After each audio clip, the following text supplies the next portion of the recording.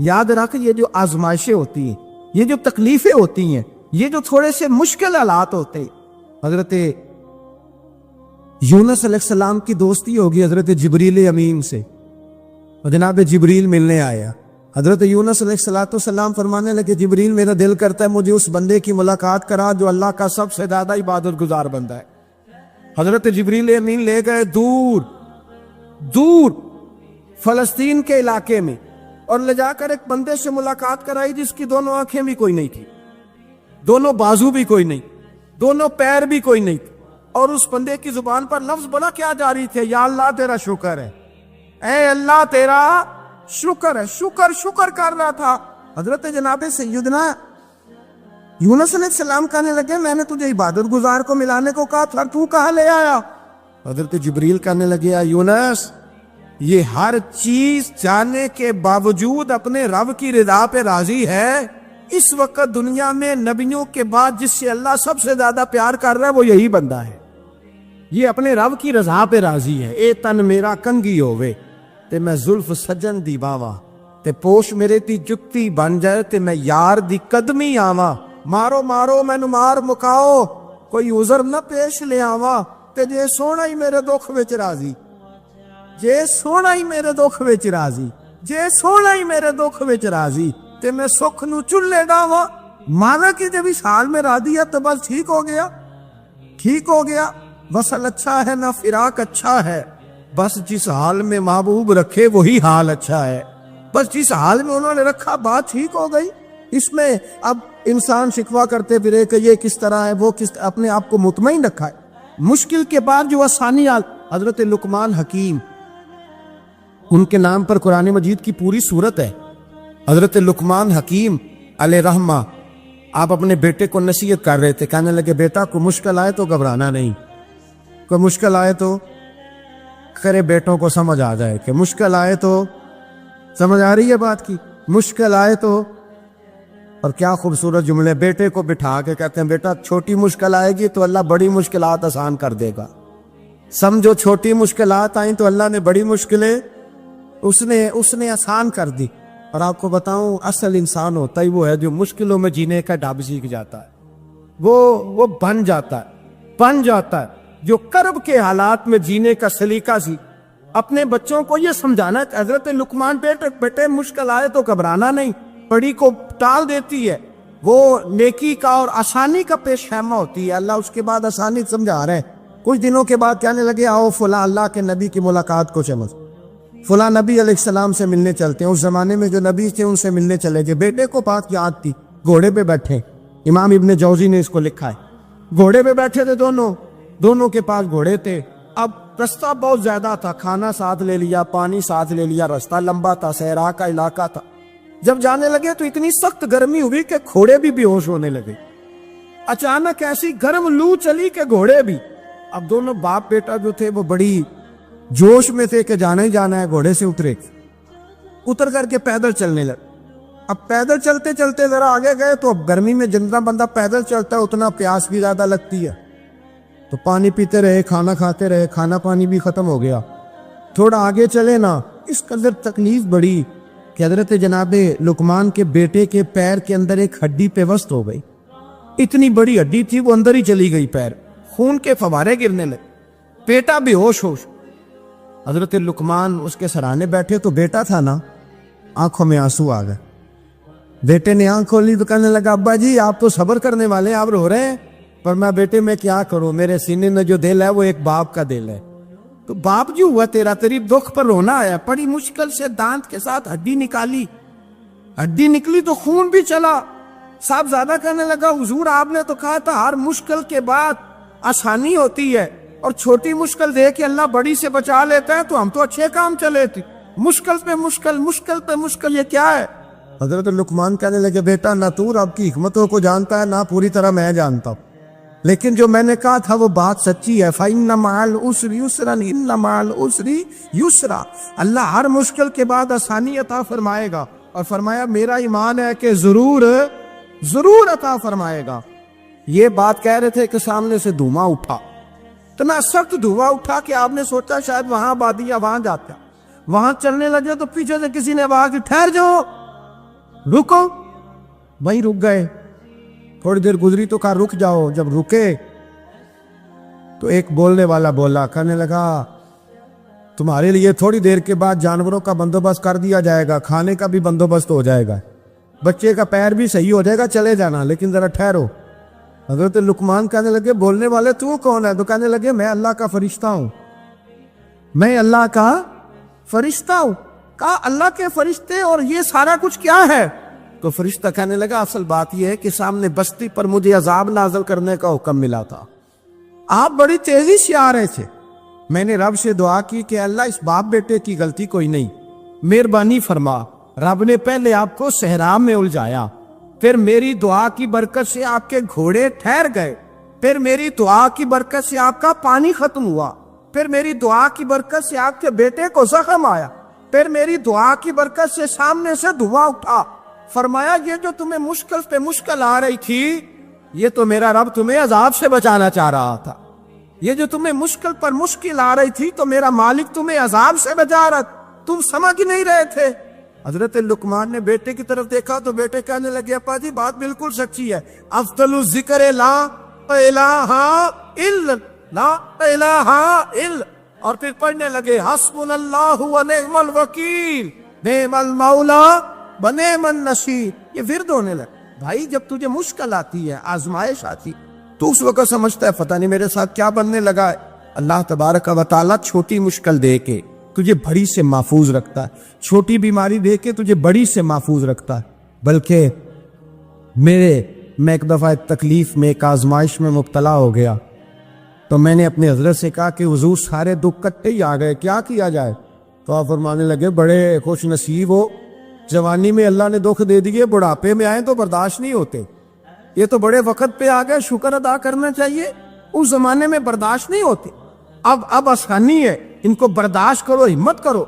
मेरे भाई याद रखें, आजमाइशें तकलीफें आपको पढ़ा करने के लिए आते हैं। हम आजमाइश को बुरा जानते हैं, दुख को बुरा जानते हैं। दुख तो बड़े प्यारे होते हैं, ये रोने का सलीका सिखाते हैं, ये अल्लाह को मनाने का तरीका सिखाते हैं, ये मस्जिद में जाने का। वो जो सुखी बंदा है ना, सुखी, मुझे एक साहब कहने लगे दो किस्म के लोग मदीने से आते, मदीना शरीफ पूछने लगे, कहने लगे हजरत जी दो किस्म के बंदे हैं, कुछ वापस जाते हुए तड़प रहे हैं, कुछ तस्वीरें खींच रहे हैं रुखसती के वक्त, फर्क क्या है? तो मैंने कहा वो जो तस्वीरें खींच रहा है वो अमीर आदमी है, उसे पता है कि मैं फिर टिकट ले लूंगा, महीने के बाद फिर आ जाऊंगा, और ये मदीना छोड़ते हुए तड़प रहा है, ये कोई गरीब है, ये कह रहा है पता नहीं दोबारा मौका मिले कि ना मिले, ये दुखी है, ये आजमाइश। दुखी सुखी बंदा तो मक्के जाके नहीं रोता, वहां भी खड़ा है, टट के खड़ा है, दुखी कोई नहीं तो रोए कैसे? रोए कैसे? दुखी दी गल दुखी आई जाने, दुखी दी गल। ओ क्या क्या खूबसूरत लफ्ज है मियाँ साहब की, और लफ्जों में हुसन देके कहने लगे दुखी दी गल, ए दुखी आई जाने ते सुखी नू की खबरां, ते यार जिन्हां दे मौत ने मारे रोंदे नहीं तक तक कबरां।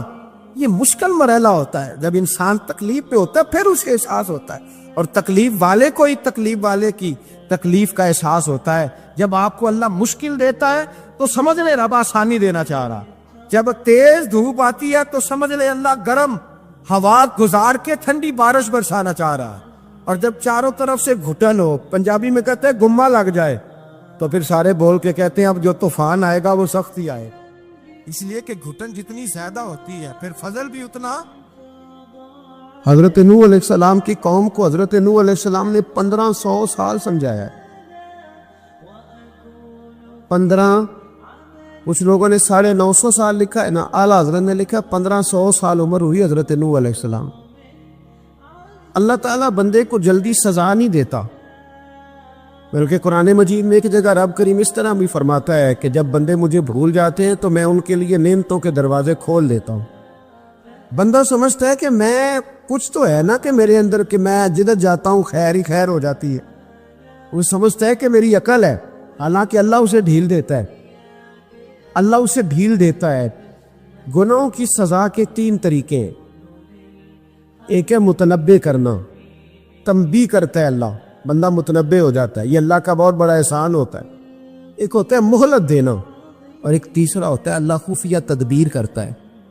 थोड़ा सा समझिएगा, इंसान पर कोई आजमाइश आई, فوراً اس کی چھٹی اس نے کہا کہ وہ فلاں جگہ غلطی کی تھی تب ایسا ہوا ہے. ہوتا ہے نا کئی دفعہ آواز آتی ہے نا اندر سے، چلے بول دے کچھ نہیں ہوتا آپ کو. اللہ جانتا ہے یہاں کوئی کچھ نہیں کہے گا آپ کو. اور ہماری تو ویڈیو بھی نہیں گھومتی، یعنی خبر بھی نہیں ہو کہ کس نے ہاں کر دی کس نے نہ کر دی. آپ بغیر ٹینشن کے بات چیت کریں، آج کچھ نہیں ہوتا ہے انشاءاللہ تعالی. آتی ہے اندر سے آواز. میں آپ سے اس لیے ان چیزوں کی تصدیق کراتا ہوں کہ باقیوں کو بھی آتی ہے کہ نہیں، اس لیے تصدیق. کبھی کوئی کسی جگہ انسان پریشان ہوتا ہے تو محسوس کرتا ہے کہ وہاں مجھ سے ہوتا ہے نا جی، جس کو یہ نصیب ہو جائے بڑا خوش نصیب آدمی ہے. حضرت مولا علی فرماتے اگر تجھے دنیا میں سزا مل گئی تو بچ گیا ہے سمجھ، پھر اللہ کرم کرے گا، آخرت میں سزا نہیں دے گا. اور یہ یاد رکھ لے، وما اصابکم من مصیبت فبما کسبت ایدیکم ویعفو عن کثیر. اللہ فرماتے ہیں دنیا میں تجھے جو بھی تکلیف پہنچتی ہے وہ تیرے ہاتھوں کے کرتوتوں کی وجہ سے پہنچتی. ویعفو عن کثیر، فرمایا کثیر گناہ تو میں ویسے ہی معاف کر دیتا ہوں. یہ جو تیری زندگی میں دکھ ہے نا، یہ بھی میری قلیل سزائیں ہیں. یہ کثیر پر سزا، یہ قلیل ہے قلیل. یہ جو تمہاری زندگی میں تکلیف ہے، انسان کو سزا ملتی. حضرت فضیل بن عیاض رحمۃ اللہ تعالی علیہ گھوڑے پہ بیٹھے تھے، گھوڑا شرارت کرنے لگ گیا، اچھلنے لگ گیا، کودنے لگ گیا. تو حضرت فضیل بن عیاض نیچے اترے، ایک کونے میں جا کے نماز کی نیت باندھ لی، 2 رکعت نماز پڑھی، پھر دیر تک استغفار پڑھتے رہے، روتے رہے، دعا کرتے رہے. واپس آئے، خادم عرض کرنے لگے حضور سمجھ نہیں آئی، گھوڑے نے تھوڑی سی شرارت کی، وہ بدکا ہے، آپ نے اس کو چھوڑا ہے اور چھوڑ کر کے آپ نماز میں لگ گئے. تو حضرت فضیل بن عیاض فرمانے لگے جب بندہ اللہ کی نافرمانی کرتا ہے نا تو جو چیزیں اس کی فرما بردار ہوتی ہیں وہ اس کی نافرمانی کرنے لگ جاتی. تو مجھے محسوس ہوا تھا کہ میں نے کہیں اللہ کی نافرمانی کی ہے، اس لیے ایسا ہوا ہے کہ میرے گھوڑے نے میری، تو میں توبہ کرنے لگا ہوں. اور اب دیکھتا ہوں بیٹھ کے بھلا کیا ہوتا ہے. میں نے سچی توبہ، حالانکہ مجھے یاد نہیں کہ میں کہاں بولا، پر کھری اور سچی توبہ کی. دوبارہ گھوڑے پہ بیٹھے تو گھوڑا بالکل صحیح ہو کے ساتھ چلنے لگ گیا. میرے بھائی جب یہ تنبیہ ہے اللہ کی طرف سے، یہ متنبہ کیا جاتا ہے کہ تو بعد آ جا. بہت ساری جگہوں پہ انسان کو وقتی طور پر اگر سزا مل جائے، نبی پاک علیہ السلام کی خدمت میں ایک صحابی آئے، بات مضبوط کر دوں، واقعہ سنایا ہے نا تو کچھ لوگ سمجھتے ہیں کہ یہ واقعہ ہے. تو میں ایک حدیث پاک امام بہقی کی لکھی ہوئی عرض کرتا ہوں.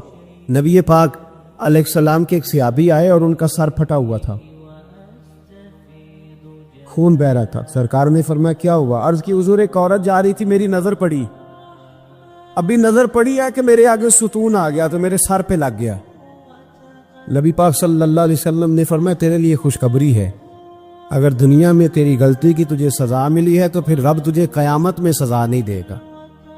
پھر اللہ قیامت میں سزا، بعض گناہ ایسے ہیں جن کی یہاں بھی سزا ملے گی اور وہاں بھی ملے، لیکن میرے بھائی پہلی بات یہ ہے کہ اللہ تعالیٰ اس غلطی کی یہی سزا دے لے اور دعا فرمائے اللہ تبارک و تعالیٰ یہاں بھی معافی عطا فرمائے، وہاں بھی معافی عطا فرمائے، اللہ درگزر ہی فرمائے. لیکن میرے بھائی ایک تو یہ سزا، ایک سزا یہ ہوتی ہے کہ انسان جب گناہ کرنے لگتا ہے تو اللہ نعمتوں کے دروازے کھولتا ہے، مہلت دیتا ہے. 500 سال تک فرعون کو مہلت دی. کتنے؟ یہاں جو 5 سال حکومت کر لیتا ہے وہ کہتا ہے سب سے قابل میں ہی ہوں، مجھے مہلت جو ملی ہوئی ہے. 500 سال مہلت دی اللہ تعالیٰ نے. اور فرعون کی قوم پر پتہ عذاب کس طرح کے آئے تھے؟ ٹڈیاں مسلط کر دی اللہ نے.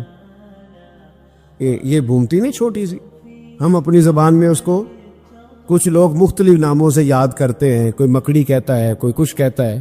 مسلط کر دی، جاتی نہیں. ان پر بنی اسرائیل کے ان مقابل جو فرعون کی قوم تھی ان پر الزام اس طرح کا عذاب آیا کہ مینڈک مسلط کر دی اللہ تعالیٰ. برتن کھولتے تھے اندر مینڈک نکلتا تھا، دنیا کی ہر دوائی استعمال کرتے تھے لیکن مینڈک نکل آتا تھا. تھوڑا سا سمجھا کریں چیزوں کو. ہمارے رنگ نہیں زیادہ گورے کہ ہم پر عذاب نہیں آتا. کوئی بہت زیادہ اللہ تعالیٰ معاف فرمائے دولت نہیں جمع کرا بیٹھے شاہی خزانے میں کہ ہم سے پوچھا نہیں جائے. یہ مہلت ہے، مہلت کو مہلت سمجھو. پھر جب پکڑ آتی ہے نا اللہ کریم کی، میں نے دیکھا ہے کروڑوں روپیہ، 6 اولادیں، ایک شخص کے بچے باہر سے آ رہے تھے، وہ بندہ بیمار تھا، مجھے کہنے لگا حضرت جی دعا کریں میں ان کے آنے سے پہلے مر جاؤں ورنہ آ کے مجھے مار دیں گے، دعا کریں۔ اتنی بے سکونی، کروڑوں روپیہ پڑا ہے تو یہ عذاب نہیں؟ کوئی ضروری ہے کہ پتھر ہی برسیں گے تو سمجھ آئے گی؟ یہ جو سگا بیٹا بوڑھے باپ کے قریب سے گزر جاتا ہے، سلام نہیں لیتا، تو اس کو عذاب نہیں سمجھتے؟ یہ جو امت کی بیٹیاں، امت کی بچیاں، ہماری بچیاں ایک سال کے اندر 75,000 ہزار بچی ایک ڈویژن سے بھاگ کے شادی کر رہی ہے، اور ایک صوبے سے، تو اس کو آپ اللہ کا عذاب نہیں سمجھتے؟ یہ معمولی بات ہے؟ نہیں ہمارے رنگ ہو رہے، ہم بڑے سمارٹ ہیں۔ 1500 سال مہلت دی نوح علیہ السلام کی قوم کو۔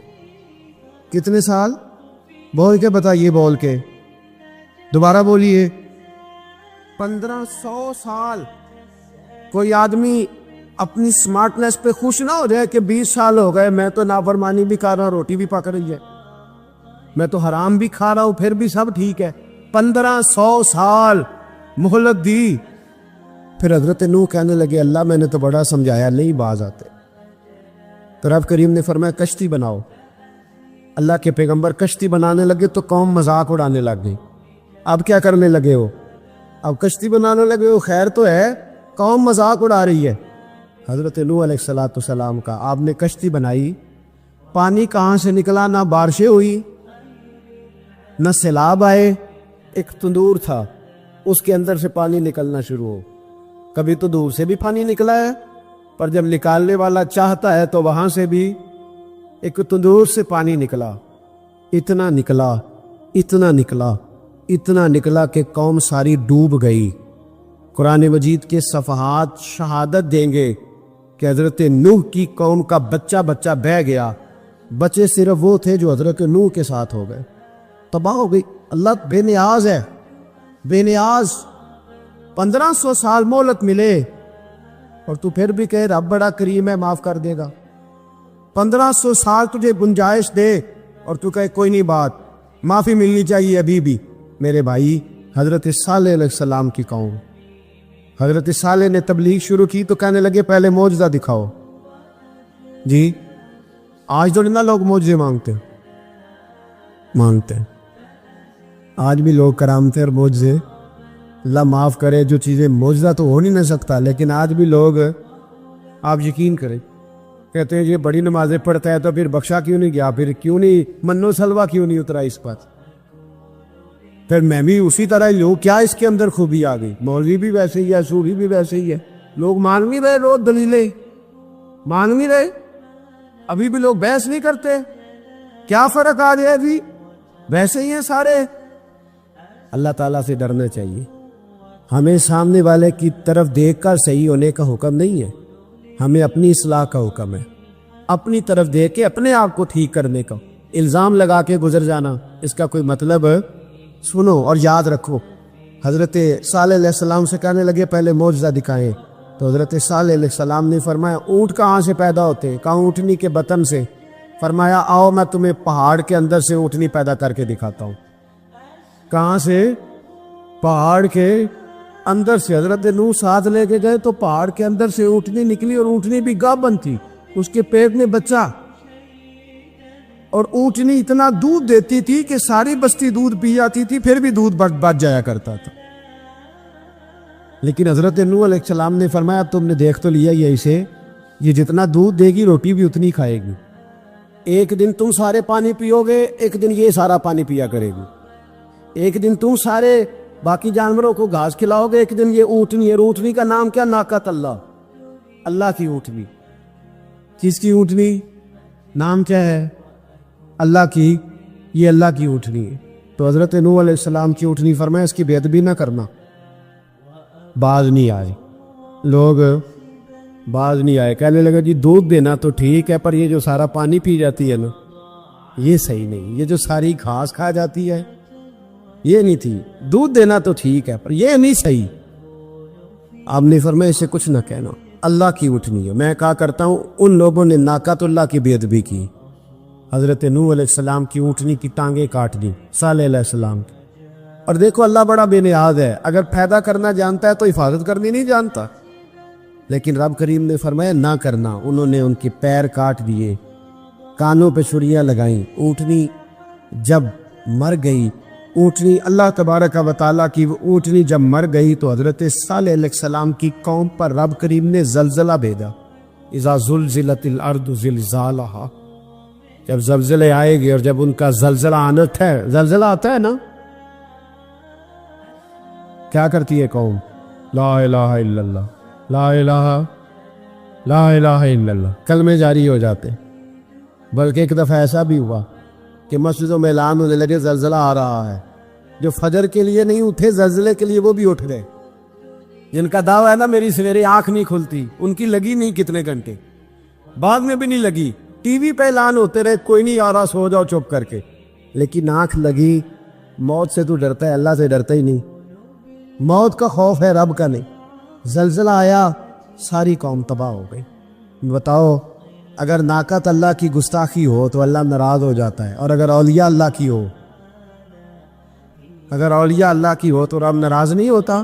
شرم نہیں آتی لوگوں کو داتا صاحب کی بے ادبی کرتے, شرم نہیں آتی لوگوں کو غوث اعظم کی گستاخی کرتے, حیا نہیں آتی جنہوں نے دین پھیلایا ان کی بے ادبی. میں درد سے کہتا ہوں, رو کے کہتا ہوں, اور اگر کلیجہ پھٹ سکے تو میں دکھاؤں زخم کتنے. ایک آج کے موقع پر ایک بابا جی, اس سال 4,80,000 روپے کا پرائیویٹ حج تھا, اور بابا جی کی کیفیت کمزور تھی, بیچارے بیمار تھے. اس کے باوجود وہ گئے. بوڑھے آدمی, جا کے بیٹھیے, بزرگ, اور کتنی مشکل ہے وہاں منا, مزدلفہ, عرفات, طواف زیارت, کتنا مشکل کام ہے طواف زیارت کرنا, طواف وداع کرنا. کس کٹھن سے حج کیا, بڑھاپے میں پیسے بھی لگائے. اور جب وہ روضہ رسول پہ گئے صلی اللہ ہو, اور انہوں نے جا کے نبی پاک صلی اللہ علیہ وسلم کے روزے کی طرف منہ کر کے درود شریف پڑھا تو ایک ملا نے اٹھ کے کہہ دیا تو مشرک ہے. تو میری روح کانپی. میں نے کہا تجھے شرم نہیں آئی, حیا نہیں آئی؟ اس کی عمر دیکھ, کس بڑھاپے میں کہاں سے چلا, کہاں آیا. یہ مشرک ہوتا تو کسی مندر میں جاتا, یہ مشرک ہوتا تو کسی گرجے میں جاتا. یہ مشرک نہیں, یہ مومن ہے. اور یہ وہ والا مومن ہے جس کے سینے میں دل جب دھڑکتا ہے تو خالی دھڑکتا نہیں, ساتھ وہ محمد عربی پہ درود و سلام بھی پڑھتا ہے. شرم نہیں آتی لوگوں کو, اتنی بڑی گستاخی کرتے. جو روزہ رسول پہ آیا مشرک ہے. میں نے تو ایک مولوی کو صاف صاف کہا تھا, میں نے کہا اگر میں مشرک ہوں تو نکالو, مشرک کا داخلہ تو یہاں ویسے ہی منع ہے. شرم نہیں آتی, اپنی زبان کے پاس کرو کچھ. اتنا ظلم, اتنی بڑی فرقہ واریت امت میں, اتنا امت کو تقسیم کرتے ہو, تمہیں شرم نہیں آتی؟ جہاں سے اتحاد کا پیغام دینا چاہیے وہاں سے تم لوگوں کو فرقے کا پیغام دیتے, ایک مقصود فرقے کی تبلیغ کرتے ہو. خدا را, تو میں کہہ رہا ہوں ناقۃ اللہ کی بے ادبی پہ عذاب آتا ہے, تو اولیاء اللہ کی بے ادبی میں نہیں آتا. داتا صاحب ساری زندگی تبلیغ کرتے رہے, ایک آدمی نے اٹھ کے کہہ دیا جناب وہ تو شرک کا اڈا ہے, تو رب کریم ناراض نہیں ہوتا ان باتوں سے؟ ہمیں خیال کرنا چاہیے, اللہ سے ڈرنا چاہیے. ان چیزوں سے عذاب آتا اور آ رہا ہے. اللہ تعالیٰ ہمیں محفوظ فرمائے. اللہ ہمیں اس سے قوم لوط پہ بھی عذاب آیا. ہم جنس پرستی, مرد مردوں سے بدکاری کرتے. حضرت نوح نے سمجھایا کہ یہ کام درست فطرت کے خلاف ہے, یہ کام درست نہیں. جب انسان یہ کام کرتا ہے تو زمین اور آسمان کانپتے ہیں. اب میں کیسے کھول کے بتاؤں, میرے پاس اعداد و شمار ہیں کہ پاکستان کے اندر اس کام کی کیفیت کیا ہے, اور کس طرح کر کے لوگ, میں تو رونا روتا رہتا ہوں داڑھی کا.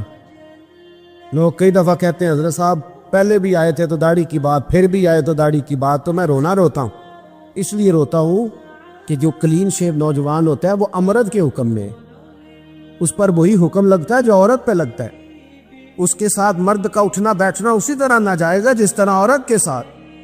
حضرت جنید بغدادی رحمت اللہ تعالیٰ علیہ کے سامنے ایک شخص نے کہا وہ کتنا خوبصورت نوجوان جا رہا ہے, تو آپ فرمانے لگے تو حافظ قرآن نہیں؟ کہا ہاں. فرمانے لگے جا اپنے حفظ کی خیر بنا. وہ شخص کہتا ہے میں نے اس بغیر داڑھی والے کلین شیو نوجوان کو بری نظر سے دیکھا، مجھے قرآن پاک ہی بھول گیا، سارا قرآن پاک بھول۔ اور کتنے سال میں دعائیں کرتا رہا، بیت اللہ کے طواف کرتا رہا، میں یاد بھی کرتا تو نہیں ہوتا۔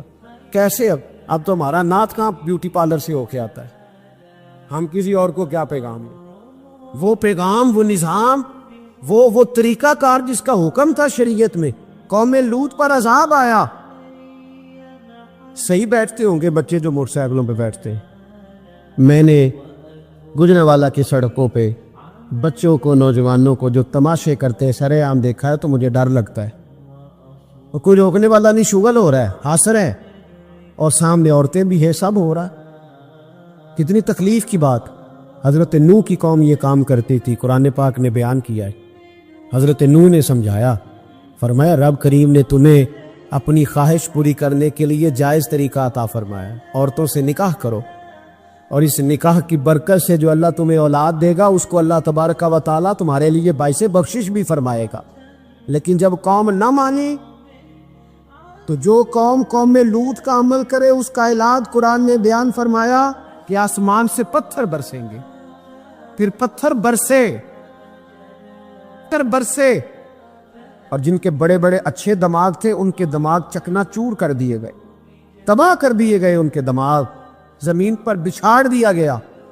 اللہ مہلت دیتا ہے، لیکن اس کا مطلب یہ نہیں کہ انسان توبہ نہ کرے۔ حضرت شعیب علیہ السلام کی قوم پر بھی عذاب آیا، اس لیے کہ بددیانتی کرتی تھی، ناب تول میں کمی کرتی تھی۔ میں نے کہا تھا شب قدر کی رات کہ یہ کوئی تماشا ہے کہ شب رات آئی تو ساری رات روتے رہے، یا اللہ معاف کر دے، یا اللہ معاف کر دے، رو رو کے چیخے مار مار روئے۔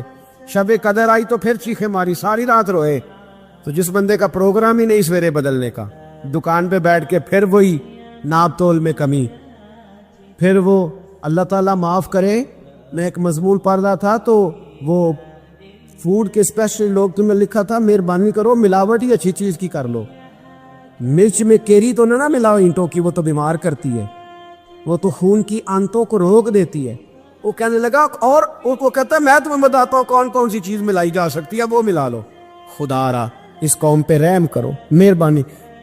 ایک دوست ہے ہمارے، میں وزیر آباد میں ان کے گھر بیٹھا تھا تو ایک میڈیکل، میرا کسی شخص پہ اعتراض کرنے کا میں مجموعی بات کرتا ہوں، میں ایسے ڈاکٹروں کو جانتا ہوں جو اللہ تعالیٰ فضل کرے سچ مچ کے نیک ہیں، اچھے لوگ۔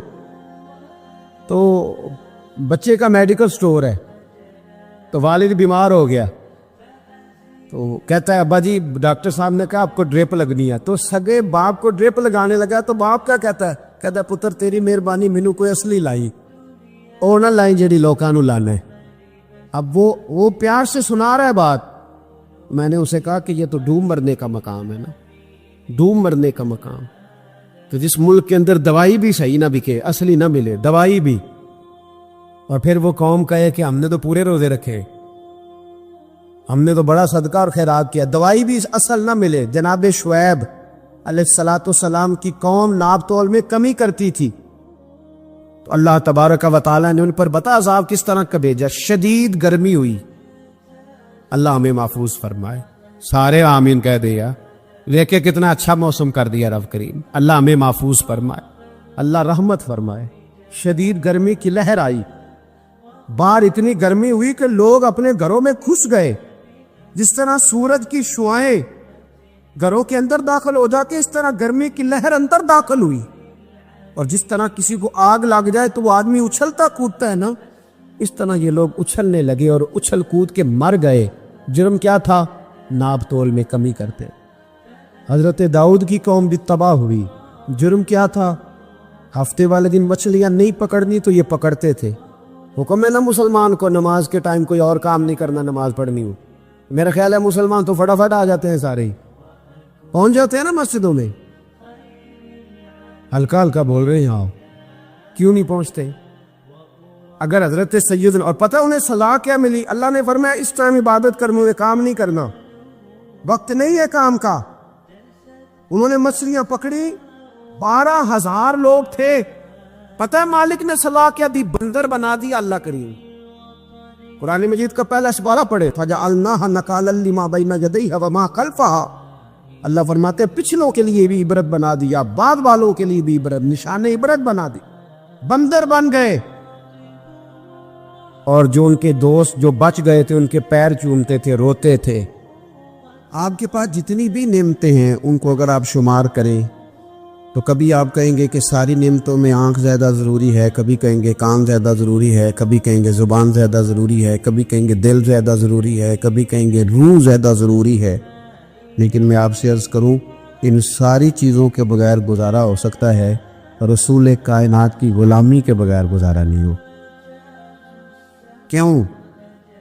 اس لیے کہ اگر حضور کی شفقت نہ ہو، نبی پاک علیہ السلام کی رحمت نہ ہو، وہ ابن القیم نے ایک جگہ پہ کہا تھا کہ یہ حضور نے ہمیں انسان بنایا ہے، یہ نبی پاک علیہ السلام نے انسانیت کے اسباق پڑھائے ہیں، اخلاقی رویے کیا ہوتے ہیں حضور نے بتلائے ہیں، اگر حضور کا کرم نہ ہوتا تو انسان ایک دوسرے کو کاٹ کے کھاتا، یہ حضور نے بتلایا ہے کہ تم نے کس طرح زندگی کو گزارنا ہے۔ محبوب کریم علیہ السلام کا وجود نور ایک ایسی چیز ہے کہ اگر وہ کائنات سے معاذ اللہ سائڈ پہ کر دیا جائے تو اس کائنات کا قائم رہنا کسی صورت بھی ممکن ہے ہی نہیں۔ اسی لیے تو اقبال نے کہا تھا کہ ہو نہ یہ پھول تو بلبل کا ترنم بھی نہ ہو، چمن دہر میں کلیوں کا تبسم بھی نہ ہو نہ یہ ساقی تو پھر میں بھی نہ ہو، خم بھی نہ ہو، اور بزم توحید بھی دنیا میں نہ ہو، تم بھی نہ ہو۔ وہ بڑی بات کہہ گئے ہیں، میں نے بھی اس کو کوئی نہیں کھولنا، کہتے ہیں بزم توحید بھی دنیا میں نہ ہو، تم بھی نہ ہو، خیمہ افلاق کا استادہ اسی نام سے ہے، اور نبض ہستی تپش آمادہ اسی نام سے ہے۔ تو اقبال پھر ہمیں کرنا کیا ہے؟ کہنے لگے کرنا آپ کو یہ ہے کہ قوت عشق سے ہر پست کو بالا کر دے اور دہر میں اسم محمد سے اجالا کر دے، یہ کرنے کا کام ہے، اس رستے پہ آپ چل پڑیں۔ میرے بھائی پہلی امتوں کے آپ تذکرے پڑھ لیں، کتابوں میں موجود ہیں، سورہ آراف کو دیکھ لیں، اس میں بہت ساری چیزوں کا تذکرہ کر دیا گیا ہے، اور بھی قرآن مجید کی بے شمار صورتیں ہیں، آپ ان کو دیکھ لیں، اس پر غور کر لیں۔ جب قومیں نہیں مانتی تھی، انکار کرتی تھی، تو اللہ تبارک و تعالیٰ انہیں تباہ کر دیتا تھا۔ بات نہیں مانی، ختم ہو گئی۔ ایک مقصد ہے نا جس کے لیے کسی چیز کو بنایا گیا ہے، تو مقصد تخلیق انسانیت کیا ہے کہ وما خلقت الجن والانس الا لیعبدون، جنوں اور انسانوں کو اللہ نے اپنی عبادت کے لیے پیدا کیا، اور ان کو جب عبادت کی دعوت دی گئی، جب انہیں پیغام دیا گیا اللہ تعالیٰ کی توحید کا، انہوں نے نہیں مانا، تو جس مقصد کے لیے بنایا تھا جب اس طرف ہی نہیں آئے۔ یہ پنکھا لگایا جاتا نا ہوا کے لیے، تو اگر پنکھا ہوا نہ دے تو اس کا کوئی چھت پہ کام ہے، اس کو اتار کے تو آپ سکریب والے کے پاس بھیج دیں گے، بھی ختم ہو گئی بات۔ تو مقصد جو تھا نا اللہ کی عبادت تھی، تو جب قومیں اللہ کی عبادت کی طرف نہیں آئیں تو اللہ نے انہیں تباہ کر دیا اور صفحہ ہستی سے مٹا دیا۔ اللہ تعالیٰ کے پیارے محبوب علیہ السلام نے کفار مکہ کو، قریش کو، عالم عرب کو، عالم انسانیت کو دعوت دی، وداعیا الی اللہ باذنہ وسراجا منیرا۔ اس منصب پر فائز ہو کر حضور نے دعوت دی۔ جب انہوں نے دعوت کا انکار کیا، حضور نے انہیں عذاب سے ڈرایا، اللہ کے عذاب سے، چونکہ حضور نذیر ہے۔ انہوں نے یہ کہا کہ اگر آپ کہتے ہیں نا کہ ہم پر عذاب آئے گا تو پھر آپ وہ عذاب لے آئیں، ہم پہ آئے۔ جب کوئی آدمی منہ سے تباہی مانگے، جب کوئی شخص اپنے منہ سے یہ کہے کہ کر لیں جو ہوتا ہے معاذ اللہ، تو اگر تو سامنے والا کمزور ہو تو شاید وہ کچھ نہ کر سکے، لیکن یاد رکھنا کئی دفعہ کمزور ہوتا ہے تو کچھ نہیں کرتا، تو کئی دفعہ مہربان بڑا ہوتا ہے، رحمان اور رحیم کئی دفعہ کرم نوازی کرتا ہے۔ جب انہوں نے کہا نا کہ لائیں وہ عذاب ہے محبوب جس کا آپ وعدہ کرتے ہیں، تو اللہ نے کیا فرمایا؟ فرمایا وما کان اللہ لیعذبہم وانت فیہم۔ محبوب رب کی یہ شان ہی نہیں کہ انہیں عذاب دے، کیوں؟ اس لیے کہ آپ ان کے درمیان موجود ہیں۔ اے محبوب علیہ السلام، اللہ کی یہ شان نہیں کہ انہیں عذاب دے اس حال میں کہ آپ ان کے درمیان موجود ہیں۔ آپ میری بات کو سمجھیں گے، غور کریں گے کہ کافروں کے درمیان اگر حضور موجود ہوں تو عذاب نہیں آتا، تو قیامت میں جب حضور مومنوں کے بیچ موجود ہوں گے مجھے کہہ لینے دو نا کہ اساں جہاں گناہیاں دا جدوں اعمال نامہ فرول ہوئے پھر ذرے ذرے نے سامنے آ جانا ہے، جو جو منہ تھی بولیا بول ہوئے، اساں بھی کول حضور دے بیٹھ رہنا ہے، لکھ عمل ترکڑی تول ہوئے او دے کولوں بھی رب نے حساب لینا ہے جیڑا بیٹھا ہی محمد دے کول ہو صلی اللہ تعالی علیہ وسلم، او دے کولوں بھی رب نے حساب لینا ہے جیڑا بیٹھا ہی محمد دے کول ہوئے، جس کو کہتے ہیں قیامت حشر، جس کا نام ہے، جس کو کہتے ہیں قیامت حشر، جس کا نام ہے۔ تیرے دیوانوں کے لیے وہ دن تو جشن عام ہے، زیارت ہوگی نا حضور کی، تیرے دیوانوں کے لیے وہ دن تو جشن ہے۔ اور ایک شاعر نے اور بات کھول دی، کہنے لگا ہر نظر کانپ اٹھے گی محشر کے دن، خوف سے ہر کلیجہ دہل جائے گا۔ اچھا جی پھر کیا ہوگا؟ ہر نظر کانپ اٹھے گی محشر کے دن، آنکھیں پھڑ پھڑائیں گی، کانپیں گی اور کلیجے پھٹیں گے۔ منظر ہی ایسا ہوگا، انسان اپنے پسینے میں ڈبکیاں کھا رہا ہے، حساب کا وقت آ گیا ہے اور سورج سوا نیزے پہ ہے، زمین دھک رہی ہے، تو کہنے لگے ہر نظر کانپ اٹھے گی محشر کے دن، خوف سے ہر کلیجہ دہل جائے گا۔ پھر اوڑھ کر کالی کملی وہ آ جائیں گے، پھر اوڑھ کر کالی کملی وہ آ جائیں گے، پھر اوڑھ کر کالی کملی وہ آ جائیں گے، ہر نظر کانپ اٹھے گی محشر کے دن، خوف سے ہر کلیجہ دہل جائے گا، پھر اوڑھ کر کالی کملی وہ آ جائیں گے، سارے محشر کا نقشہ بدل جائے۔ میرے عزیز، حضور کے بغیر گزارا، نبی کریم کے بغیر کوئی چارہ، ہمارا کوئی سہارا ہی نہیں حضور کے بغیر، ہم کدھر جائیں سوائے محبوب کے۔ اس لیے نا صحابہ اس بات پر مطلع ہو گئے تھے، وہ نا بڑی بڑی دھیمی دھیمی باتیں پوچھتے رہتے تھے، اطلاع مل گئی تھی نا کہ اصل کرنا کیا ہے۔ تو جو رازدار لوگ ہوتے ہیں نا وہ پھر دھیمے دھیمے راز کی باتیں کرتے۔ حضرت انس بن مالک حضور کے خادم تھے، اماں نے دے دیا تھا حضور کی بارگاہ میں، کہتے ہیں میں 10 سال مدینے میں حضور کی نوکری کرتا رہا، تو قریب سے دیکھا تھا نا سارا کچھ، بہت ساری احادیث ان سے مروی ہیں، بڑی چیزوں کو دیکھا تھا، تو اب سیانے ہو گئے، باتیں سمجھ گئے، قریب رہنے والے لوگ تو قربان پچھانن والے ہیں، تو گل جان گئے، گل کھول دے نہیں، تو قریب پہنچ گئے تھے نا، تو سمجھ آ گئی تھی بات کی۔ تو ترمذی میں موجود ہے، ایک دن حضور سے پوچھتے یا رسول اللہ قیامت والے دن آپ کو کہاں تلاش کروں؟ یعنی حضور علیہ السلام سے پوچھتے ہیں حضور میں نا قیامت والے دن، بھئی بات تو یہ نا کہ اعمال ٹھیک کیے جائے، معاملات پر توجہ دی جائے، عبادات کا خیال کیا جائے، جو ہمارے ذمہ ڈیوٹیاں ہیں وہ پوری کی جائیں۔ تو وہ کہتے ہیں حضور وہ قیامت والے دن کہاں تلاش کروں؟ تو حضور نے بھی نہیں فرمایا کہ تو اعمال ٹھیک کر، مجھے ڈھونڈنے کی کیا ضرورت ہے، کہاں ڈھونڈوں؟ تو حضور فرمانے لگے مسکرا کے فرمانے لگے، چونکہ قربان پچھانن والے ہیں، تو اے گل جان گئے، گل کھول دے نہیں۔ حضور علیہ السلام سے کہا یا رسول اللہ میں نہ قیامت والے دن کہاں تلاش کروں؟ تو حضور فرمانے لگے حوض کوثر پہ۔ یا رسول اللہ وہاں کیا ہوگا؟ تو فرمایا امت پیاسی آئے گی تو میں جام بھر بھر کے پلاؤں گا، میں جام بھر بھر کے پلاؤں گا۔ ایسا کی تیری خیر تیرے میں کدے کی خیر، ایسی پلا کہ جس کا نشہ عمر بھر رہے۔ اور ایک نے کہا تھا کہ طیبہ سے منگائی جاتی ہے، سینوں میں رچائی جاتی ہے، توحید کی میں پیالوں سے نہیں نظروں سے پلائی جاتی۔ حضور صلی اللہ علیہ وسلم نے فرمایا حوض کوثر پہ بھی جام پلائیں گے؟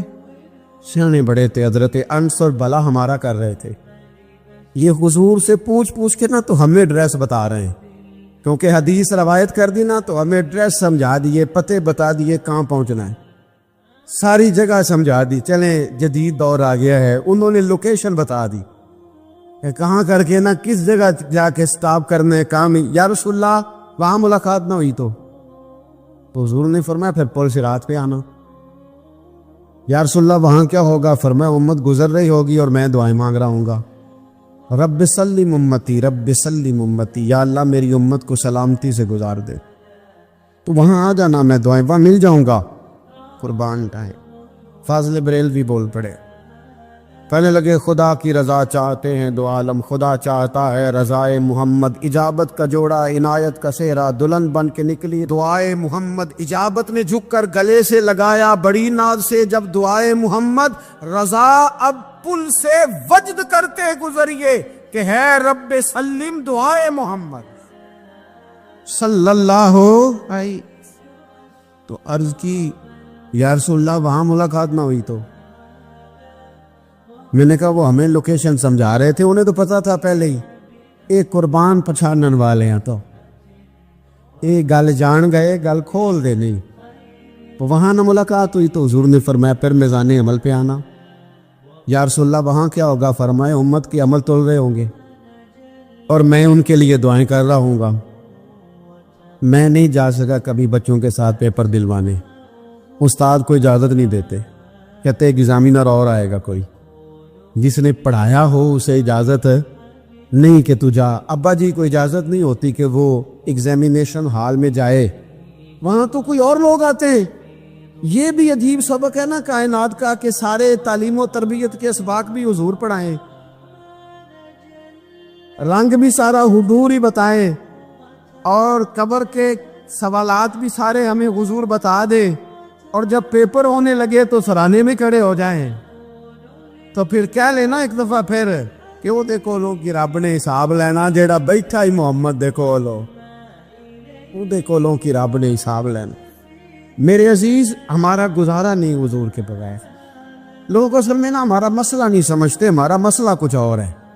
لوگ ہمیں نا بلا وجہ پریشان کرتے، کبھی جھنڈے سے، کبھی ڈنڈے سے، کبھی جھنڈی سے، کبھی کسی شے سے، کبھی کسی شے سے. کبھی کہتے ہیں وہ نعت اونچی پڑھ لی، کبھی کہتے ہیں سلام اونچا پڑھ لیا، کبھی کہتے ہیں وہ جھنڈیاں لگا دی.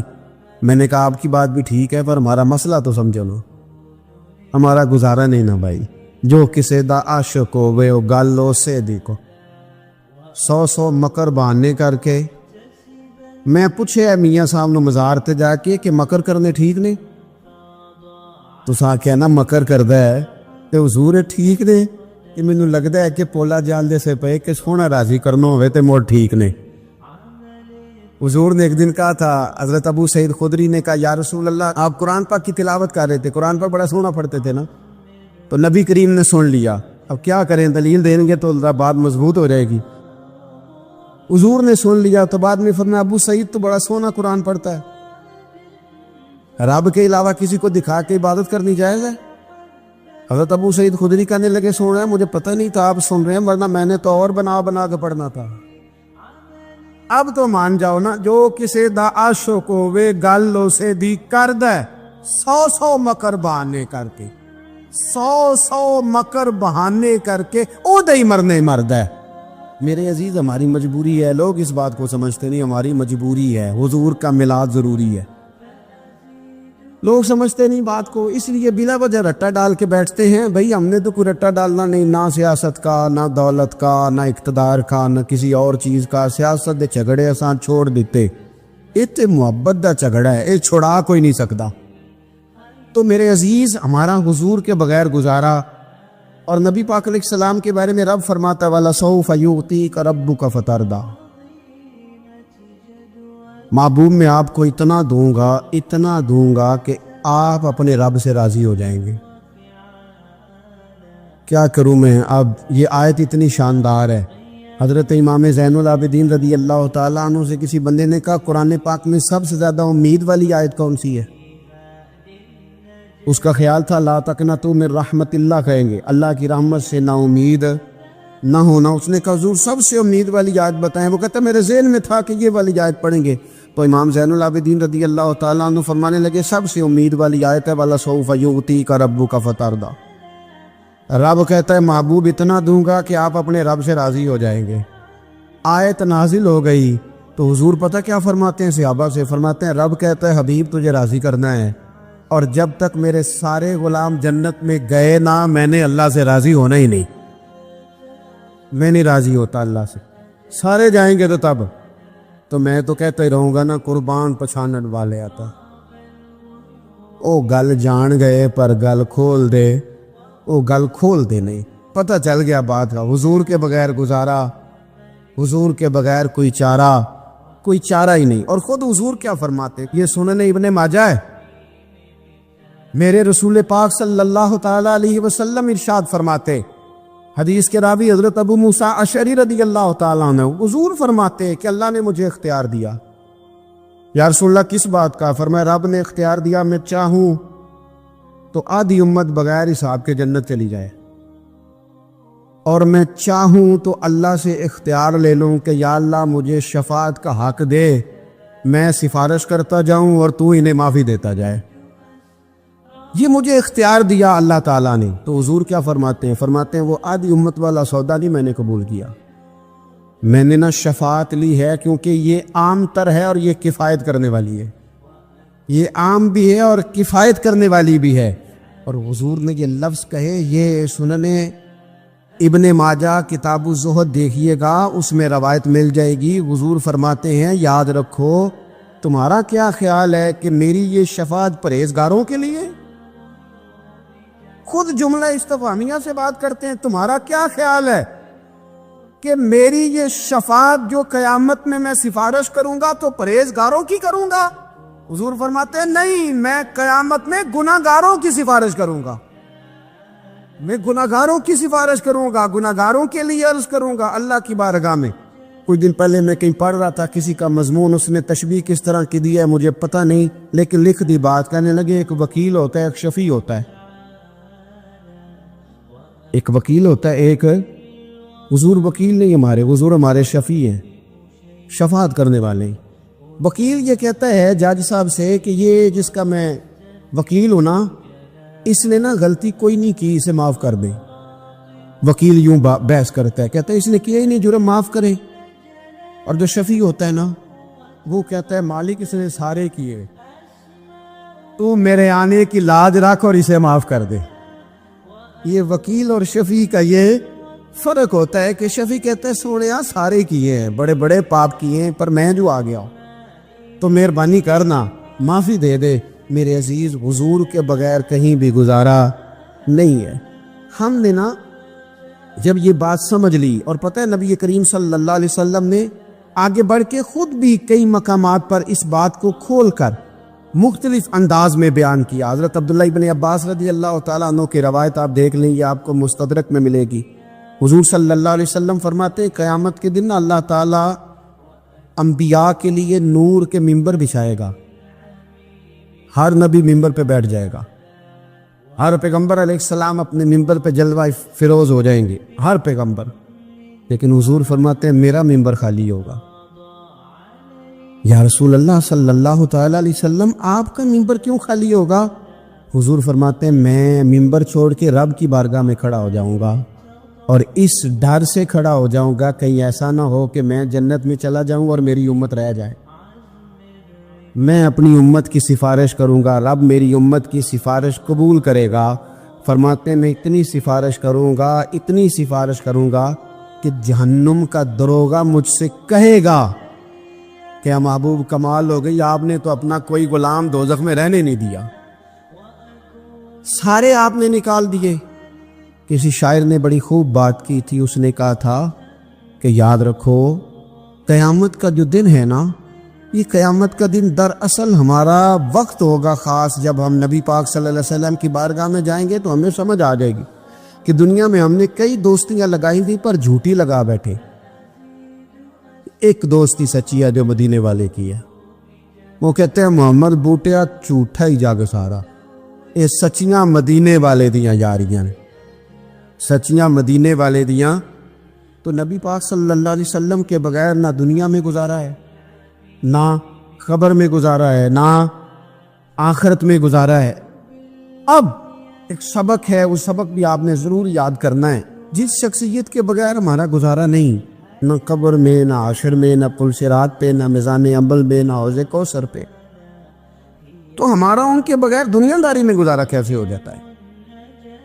ہمارا تجارت بھی حضور سے سیکھے، گھرداری بھی حضور سے سیکھے، شادی بیاہ کے طریقے بھی حضور سے سیکھیں۔ جب گزارا نہیں حضور کے بغیر تو پھر زندگی کے سارے سلیقے حضور سے سیکھیں. پھر ادھر ادھر جانے کی ضرورت ہے.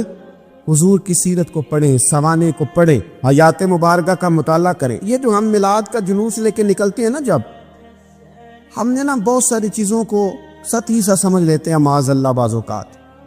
یہ جب ہم میدان میں نکلتے ہیں نا, میلاد کے جلوس میں حضور کے نام کا نعرہ لگاتے ہیں, تو ہم نہ للکارتے ہیں اس نظام کو جو نظام حضور سے پہلے تھا.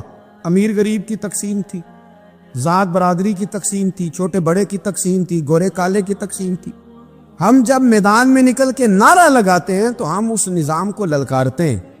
ہم کہتے ہیں وہ نظام نہیں چلے گا, وہ حضور کا میلاد ہو گیا ہے. اب نظام وہ ہے کہ جس پلیٹ میں ابو بکر صدیق کھانا کھائیں گے اسی میں بلال حبشی بھی کھائیں گے. اب نظام وہ ہے کہ اگر غریب آدمی جرم کرے گا تو سزا ملے گی, تو اگر گورنر کا بیٹا جرم کرے گا تو سزا اسے بھی ملے گی. اب حضور کا نظام آ گیا, ہم اس نظام کی طرف بڑھتے, اپنے آپ کو حضور کے قدموں کی طرف مائل کریں.